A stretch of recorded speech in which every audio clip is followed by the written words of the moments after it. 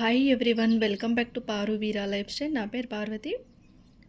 Organic terrace గార్డెన్లో ఆర్గానిక్గా ఉల్లికాడలను ఎలా పెంచుకోవాలి ఈ వీడియోలో చూద్దాము. నేను ఆర్గానిక్గా పెట్టిన ఉల్లికాడలు చూడండి ఎంత బాగొచ్చాయో. ఈ బ్లాక్ టబ్లో పెట్టాను. ఈ ఉల్లికాడలను పెంచుకోవడం చాలా ఈజీ. ఎలాంటి ఫర్టిలైజర్ అయితే అవసరం ఉండదు ఈ ఉల్లికాడలను పెంచుకోవడానికి. వీటిని చిన్న చిన్న కుండీలో కూడా పెంచుకోవచ్చు. నేను ఇలా బ్లాక్ టబ్లో పెట్టాను. అలాగే అంతర పంటగా అక్కడక్కడ కూడా కొన్ని కుండీలో కూడా పెట్టాను.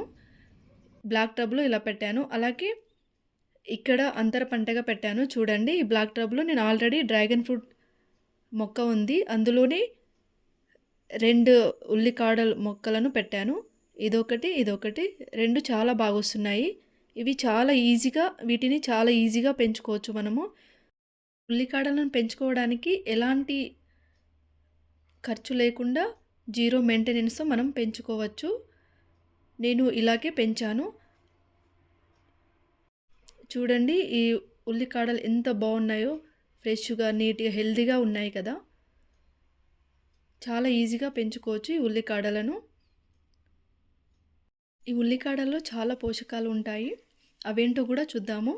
అలాగే నేను చిన్న కుండీలో అంతర పంటగా కూడా పెట్టాను. ఒకటే ఉల్లికాడను పెట్టాను. అది కూడా చిన్నది కుళ్ళిపోయిందే ఉండే, దాన్ని పెట్టాను. చూడండి ఎంత బాగా వచ్చినాయో ఉల్లికాడలు. మంచిగా బంచెస్ లాగా వచ్చింది కదా. అది మొత్తం మంచిగా గ్రో అయ్యి మొత్తం కిందికి వంగుతుందని నేను ఇలా సపోర్ట్ పెట్టి కట్టేశాను. నేనైతే ఇలాంటి ఉల్లిగడ్డలనే తీసుకున్నాను. ఇప్పుడు ఎలా నాటాలో చూద్దాము. నేను చిన్న చిన్న సైజులో ఉన్న ఉల్లికాడలనే తీసుకున్నాను. ఈ ఉల్లిగడ్డలను నాటుకోవడానికి ముందుగా మట్టిని అయితే మనం ఈ విధంగా సిద్ధం చేసుకోవాలి. ఈ ఉల్లిగడ్డలను నాటుకునే ముందు మట్టిని మొత్తం గుల్లగా చేసుకోవాలి. ఇందులో కొంచెం కౌడగ్, అలాగే మట్టి, ఇవి తీసుకుంటే చాలు. ఇంకా వేరే ఏం అవసరం లేదు. నీమ్ పౌడర్ వేసినా వేయకున్నా పర్లేదు. అలా నాటేసినా అవి చాలా బాగా గ్రో అవుతాయి. చూడండి, నేను ఈ సైజులో అయితే తీసుకుంటున్నాను ఉల్లిగడ్డ. ఇది కొంచెం లైట్గా కుళ్ళిపోయినట్టే ఉంది. పైన అలా పీల్ తీసేసి చూడండి, కింద వేర్లలాగా ఉన్నాయి కదా, వాటిని మనం కింది సైడ్ మట్టిలో పెట్టేసేయాలి. ఈ విధంగా మట్టిలో పెట్టేసి చుట్టూ మట్టితో ఈ విధంగా కవర్ చేసేసేయాలి, పైన ఇలా కనిపించేలాగా. అలాగే నెక్స్ట్ ఇంకో చిన్న ఉల్లిగడ్డ నాటేద్దాము.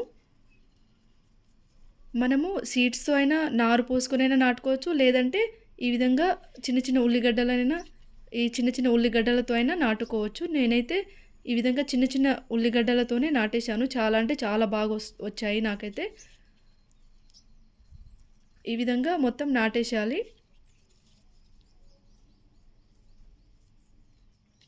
ఈ చిన్న చిన్న ఉల్లిగడ్డలను ఈ విధంగా నాటేశాక మనం పైనుండి వాటర్ని మంచిగా స్ప్రే చేసుకోవాలి.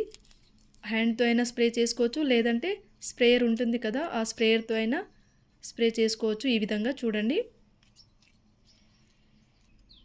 ఈ విధంగా స్ప్రేయర్తో స్ప్రే చేసుకోవాలి. మనం ఇలా వాటర్ స్ప్రే చేసినప్పుడు అవి మొత్తం వాటిపైన ఉన్న మట్టి మొత్తం సైడ్కి వచ్చేస్తుంది. అయినా పర్లేదు, వాటిని మనం జస్ట్ ఇలా మట్టిలో పెట్టేసినా కూడా చాలా బాగా వచ్చేస్తాయి. నేను ఇలాగే ఈ చిన్న ఉల్లిగడ్డను 5 days బ్యాక్ పెట్టాను. చూడండి ఎంత బాగా వస్తుందో. ఆ కుండీలో ఆల్రెడీ పచ్చిమిర్చి చెట్టు ఉంది, దాని పక్కనే ఇది చిన్న ఉల్లిగడ్డను పెట్టాను. చూడండి ఎంత బాగా వచ్చిందో. అలాగే ఇప్పుడు మనం ఈ ఉల్లిగడ్డ కాడలు ఉన్నాయి కదా, వాటిని హార్వెస్ట్ చేసుకుందాము.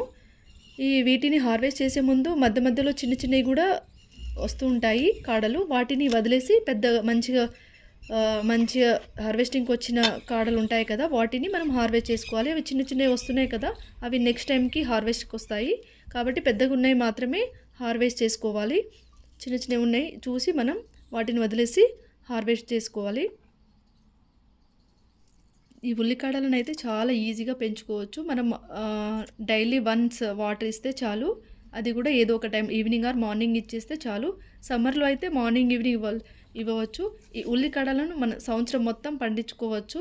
సీజన్ అని ఏముండదు, ఎవ్రీ టైం వస్తుంది ఈ ఉల్లికాడలు. మనం చిన్న చిన్న ఉల్లిగడ్డలను నాటాము కదా, అవి మంచిగా, అంటే వాటికి ఇంకా కొంచెం మన ఎరువు ఇస్తే అవి ఉల్లిగడ్డలు కూడా మనకు మంచి సైజులో కూడా వస్తాయి. ఉల్లిగడ్డలు తింటే చాలా మంచిది అంటారు కదా హెల్త్‌కి. ఉల్లి చేసే మేలు తల్లి కూడా చేయదు అని అంటారు. ఉల్లి చేసే మేలు తల్లి తల్లి కూడా చేయదు అనే విషయం చాలా తక్కువ మందికి తెలుసు. అలాగే మార్కెట్‌లో ఉల్లికాడల కాస్ట్ చాలా తక్కువగా ఉంటుంది. అదే ఉల్లిగడ్డల కాస్ట్ అయితే చాలా ఎక్కువగా ఉంటుంది. ఉల్లిగడ్డల కంటే ఉల్లికాడలలో పోషకాలు ఎక్కువగా ఉంటాయి.